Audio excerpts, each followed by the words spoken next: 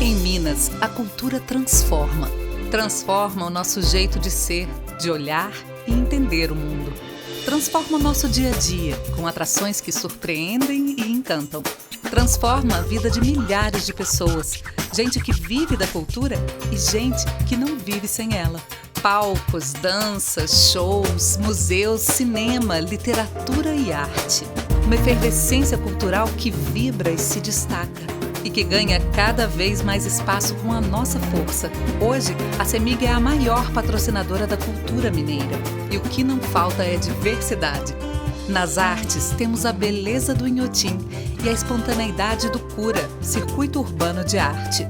No teatro, o brilho do grupo Ponto de Partida, do Galpão e do Giramundo. Na dança, a grandiosidade do grupo Corpo. Na música, o virtuosismo da Filarmônica de Minas Gerais e uma mistura de sons e ritmos do palco hip hop e da mostra Imune.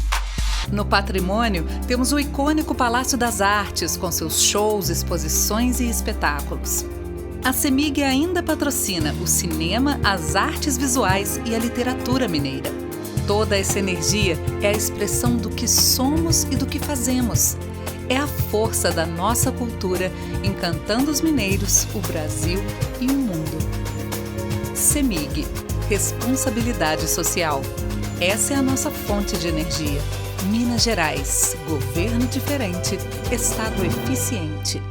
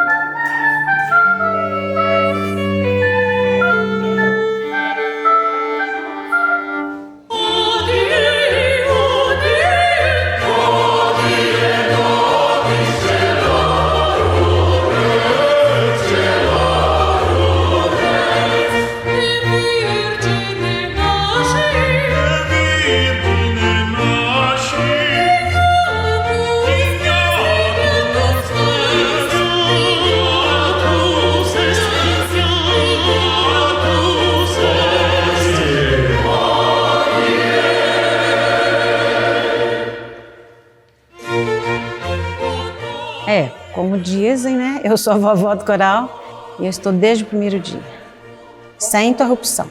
Olha, desde que começou, até antes do Ticula, a gente começou um grupinho, ensaiando assim, para ocupar o tempo até.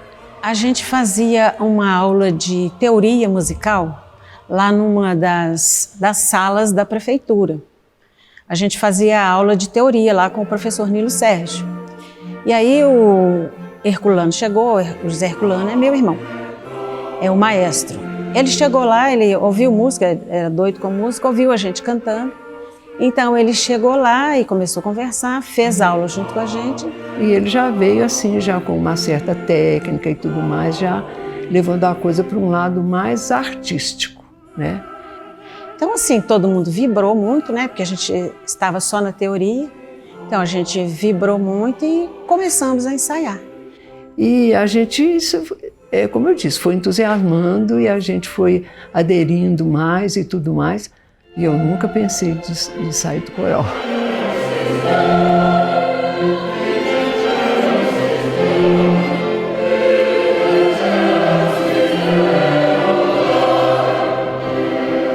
Eu lembro que eu assisti, né, um concerto lá em Congonhas, que era da divulgação do último CD do coral.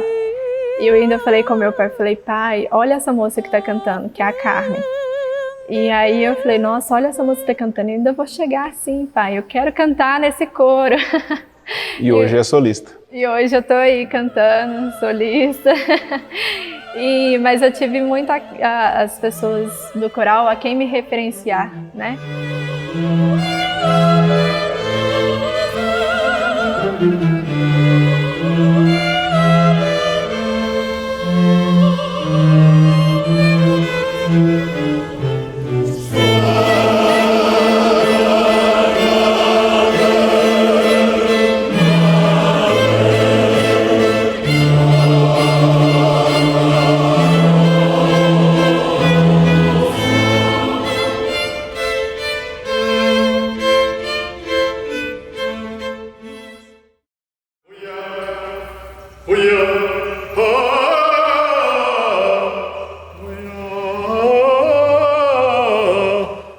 Mas lidar com esse grupo é desafiador, como você liderar qualquer grupo, né? Qualquer grupo.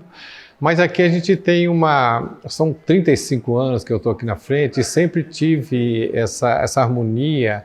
Lidei muito bem com isso, né? Eles sempre respeitei todo cantor, todo aluno, e eles me respeitam também muito.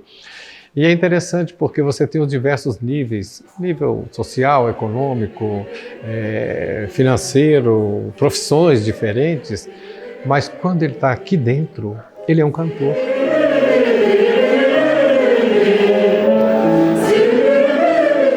Minha rotina diária é o seguinte, eu praticamente canto todos os dias. Nos encontramos, no mínimo, 2 vezes por semana, e é uma briga se você tiver de cancelar um ensaio. Nossa, eu esperei tanto por esse ensaio, agora não vai ter hoje, sabe?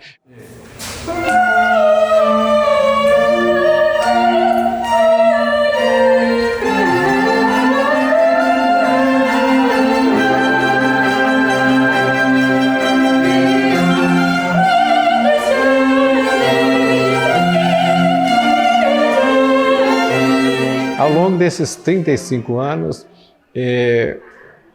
a não ser com um aviso muito prévio, muito jeito, eu nunca cancelei um ensaio.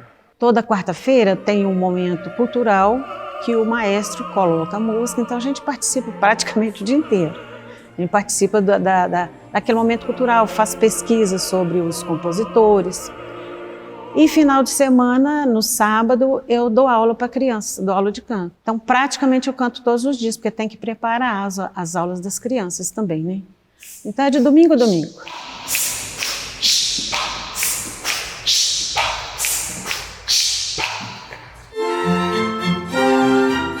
O principal objetivo é estudo da música, principalmente a música colonial barroca, e o prazer de cantar.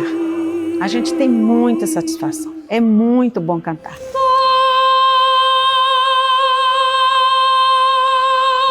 E a gente leva a cultura de Congonhas, né? Leva o nome da cidade, né? Para todos os cantos do mundo.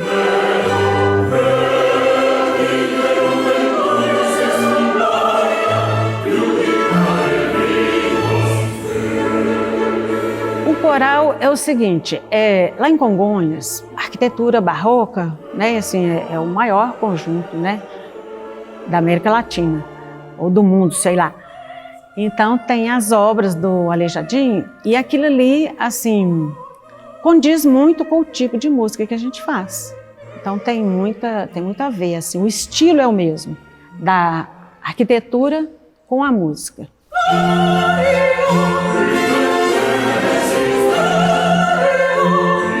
A cada vez que eu venho aqui, nesse museu, e que eu tenho esse contato, que eu me aproximo de uma partitura dessa, é uma energia diferente. E acrescenta muito na vida, nessa vontade de continuar fazendo esse repertório.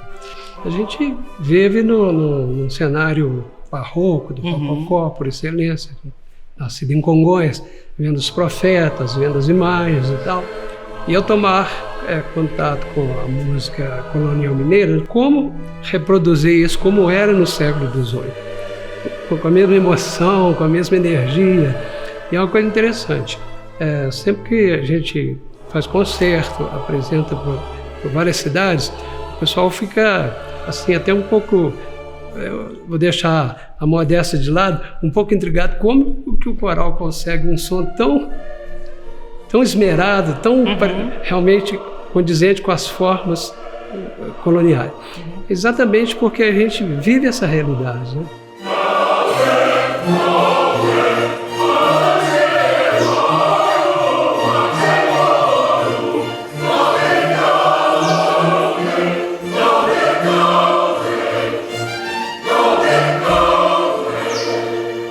Teve um momento em que eu passei, né, enfim, vendo essa questão da celebração na rua, vendo essa questão de uma paisagem sonora e me perguntei, será que teve alguma música, né, que foi realizada aqui em conexão com essa questão que é da imagem que é tão forte.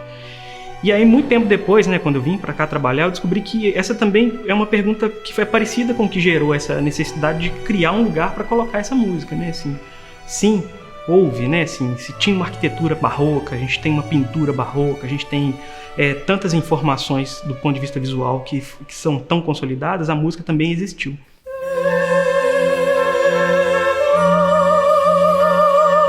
A música na sociedade mineira, desde seus primórdios, ela está primeiramente vinculada às demandas da Igreja Católica. A música que se fazia era uma música importada praticamente. E surge então a figura do mulato, que é esse indivíduo social que não é nem o dominante, mas também não é o escravizado. Ele ocupa essa faixa intermediária da camada social. E curiosamente, esse indivíduo ele assimila, ele se apropria da música de modelo europeia. No entanto, com certeza tem, vamos dizer assim, as suas modificações e as suas adequações. Porém, está faltando ainda, nesse meio da ciência da musicologia, se debruçar mais intensamente, mais amplamente sobre o exame do processo composicional. Existe uma obra gravada num projeto a partir do Museu da Música de Mariana, que a parte do segundo violino é perfeitamente tal como a parte de um lundum, de uma música de matriz africana, de um batuque, igualzinho. Então você vê que tem, mas assim, num olhar mais amplo, você identifica aquilo como europeu.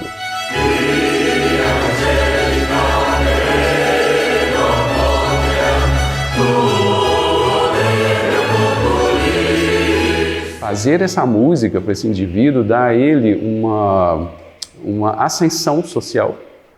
Ele se aproxima da classe dominante e se afasta da classe dominada. E eram muito bem remunerados. Eu vi registros de, enquanto Manuel Dias escrevia uma obra de 16 dias para uma irmandade, que era a Irmandade dos Homens Pardos de São José del Rei, hoje Tiradentes, ele ganhou o referente ao Aleijadinho trabalhando 6 meses em Congonhas.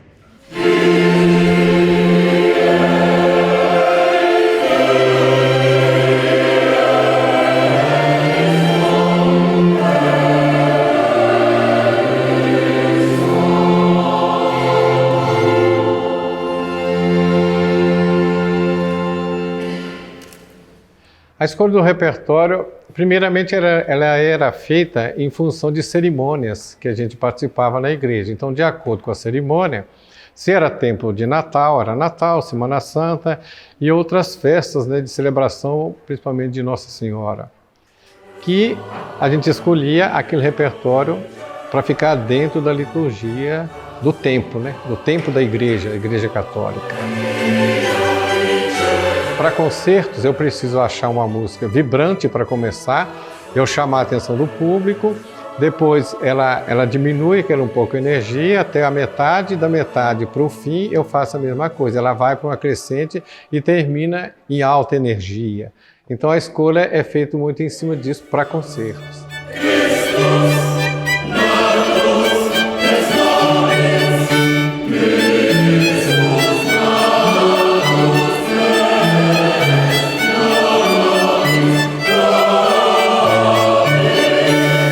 Normalmente, né, a principal característica dessa música é ser sacra. Porque elas foram escritas mesmo assim para cerimônias litúrgicas, para elevar a alma, para a pessoa se ligar mais naquilo que está acontecendo ali, na liturgia, né?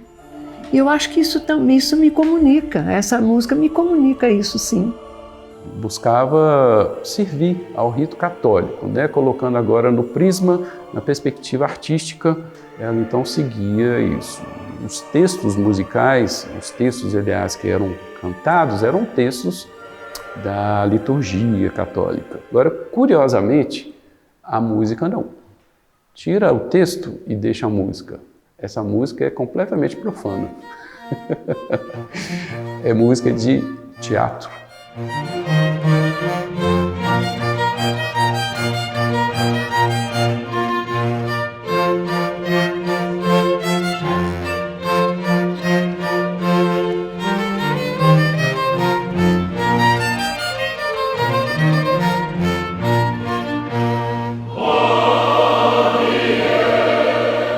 A gente tem um esquema de composição sempre, né, assim, muito de pergunta e resposta, né, assim, nesse universo. Que é o responsório? O responsório, por exemplo, pode ser, né, assim, conectado a essas questões que são estabelecidas em outras obras. E é interessante porque ele é móvel, né, assim. Então ele pode servir a um contexto de antífona, a uma outra litania, enfim. É sempre muito interessante observar que parece que nasce dessa ideia de uma música com uma voz e que vai se replicando e sendo respondida por outras, né? Sim, sim.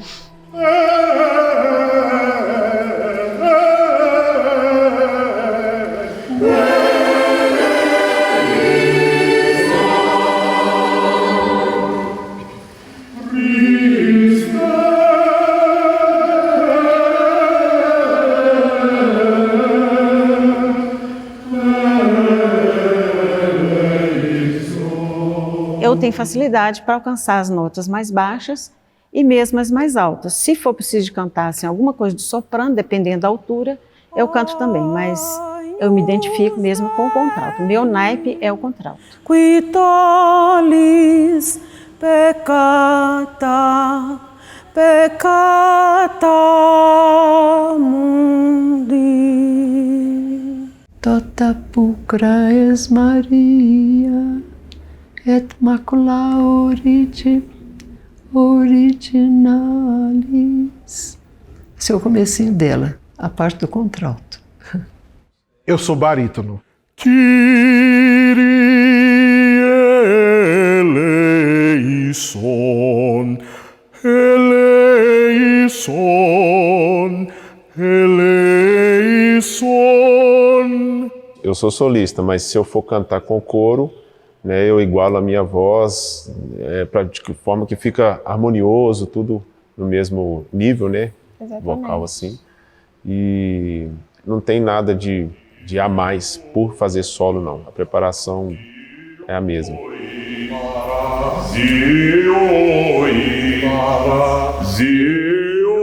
Então a gente vai aprendendo a lidar. E aqui eu vou usar um pouco menos de voz, porque senão eu vou furar o coro.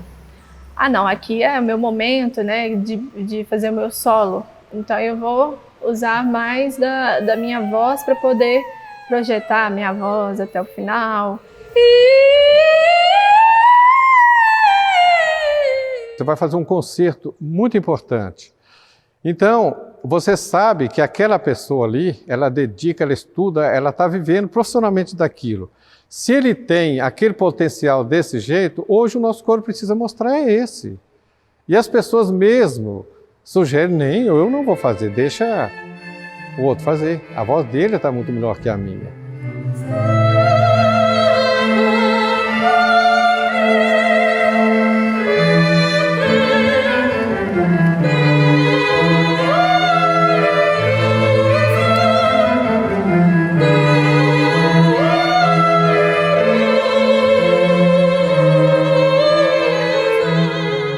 Muito estudo, todos os dias, pelo menos meia hora por dia dá um aquecimento, ter o seu repertório para poder estudar, essa é a nossa rotina. O cantor, ele não é só cantor no dia da apresentação, né?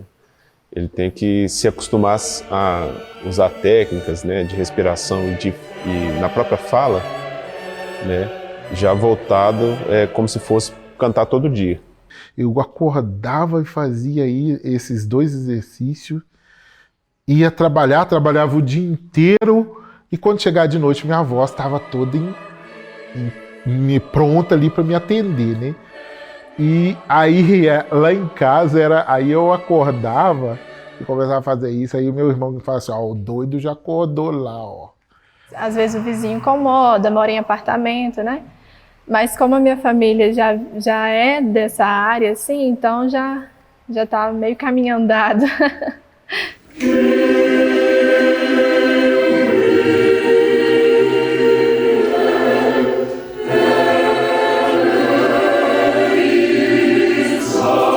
A gente aceita todo tipo de voz. Você chegou lá, quer cantar? A minha função é ensinar. Então eu vou ver qual a tendência vocal que o cantor tem. Se ele é grave, se é agudo, o que ele precisa fazer. Dependendo da necessidade, ele já entra no mesmo dia, se já for uma pessoa, né, que tenha muito talento, que goste, ele já entra cantando. Dependendo, ele vai levar mais tempo a aprender a cantar.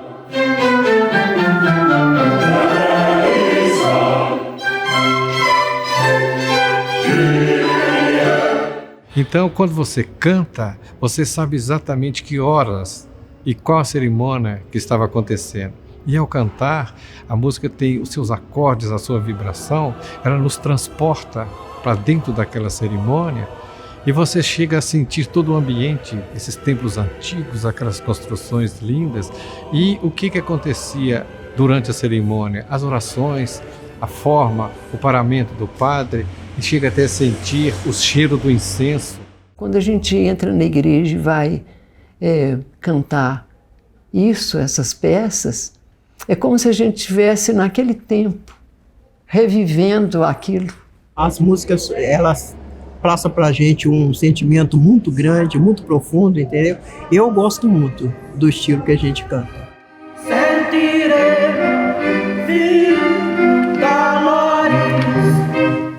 E aí, quando eu faço isso e consigo que o meu cantor entre nesse espírito, aquela falta de técnica, aquilo, né, às vezes até já mais idade ou novinho ainda, você compensa com essa energia que brota, né?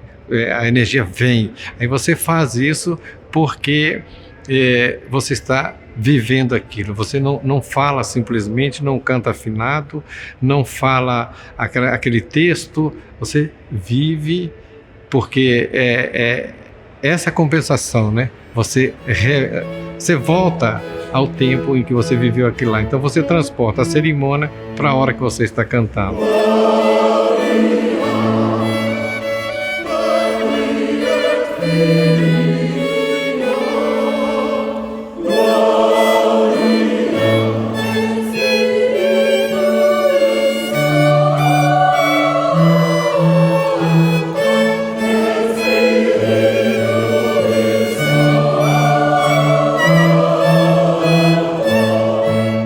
Tento sempre buscar o período que ela foi composta, o próprio compositor e inclusive a tradução, para ver o que sentimento que ela vai me passar, para eu poder passar para o público, né? Eu acho isso o ponto-chave, assim.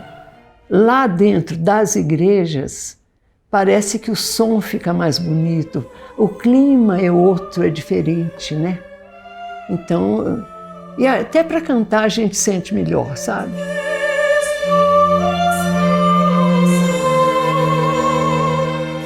A gente não sabe nem como explicar, é muito intenso. Olha, eu falo que vocês trouxeram um pedacinho do céu pra gente. É o momento de trazer esperança. Nós estamos num momento de reconstrução.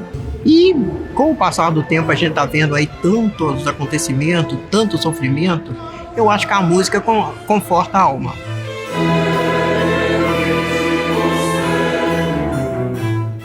Eu acho tão bom, eu tenho muito entusiasmo, acho que isso enriquece a gente, enriquece a vida da gente, a alma, a cultura da gente, né? Tudo isso cresce.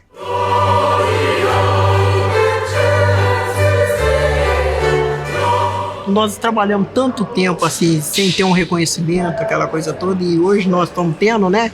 Aí pra gente é emocionante, né? Todo esse reconhecimento. Tem 15 anos que eu toco em casamento, por causa de eu ter entrado no coral. Então, assim, a música me abriu muitos caminhos, né?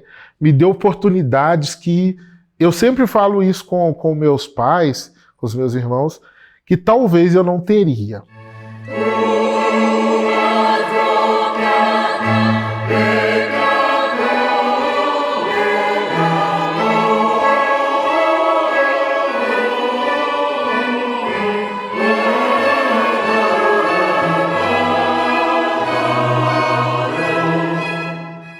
Eu acho importante esse momento em que o coro vive, porque todo momento em que você registra qualquer evento, qualquer música, qualquer concerto, principalmente essa nossa música, é um momento em que fica para sempre, que você divulga e que você torna esse patrimônio palpável. Porque enquanto você tem a partitura nos museus, nos grandes arquivos, ela simplesmente escrita, ela não tem vida. Porque como é uma história, a gente, às vezes, uma coisa que acontece hoje é fruto, né, de coisas que aconteceram no passado. Passar isso para frente, né, que é uma cultura muito importante para nós, né, então a gente não deve deixar esquecida, né, e acabar. Primeiro porque é belo, né, e o belo importa, o belo é muito importante. Eu acho que ela ainda atende a certos anseios, sabe, de desenvolvimento de educação estética, para que o povo escute, né, assim como vê essas igrejas e assim como isso ainda nos dá um alento, ainda nos dá conexão com a terra, conexão com os ancestrais, conexão com a beleza, né, que é uma necessidade humana.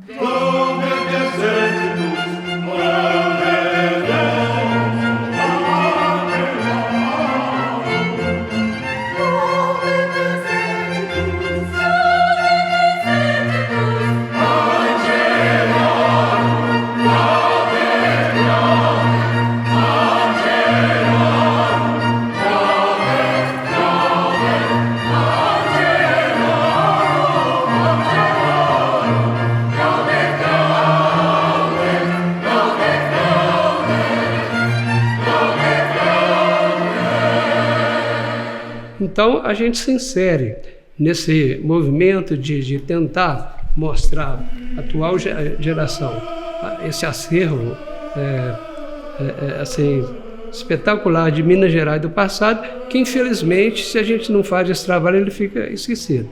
Como lidar com a memória, assim?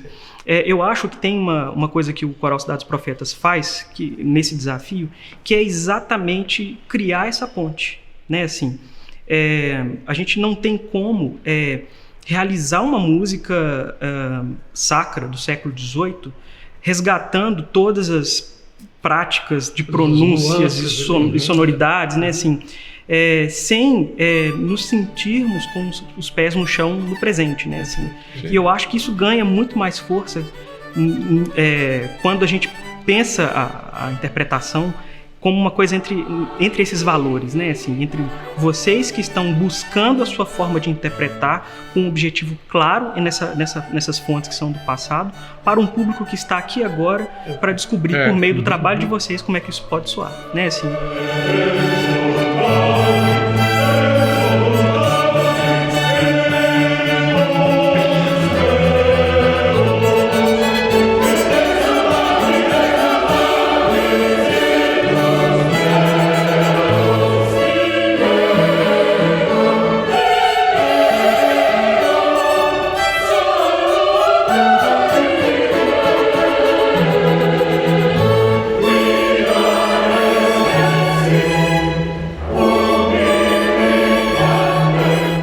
35 anos de estudo, de lutas, de conquistas, de vitórias e alguns perrengues também, né?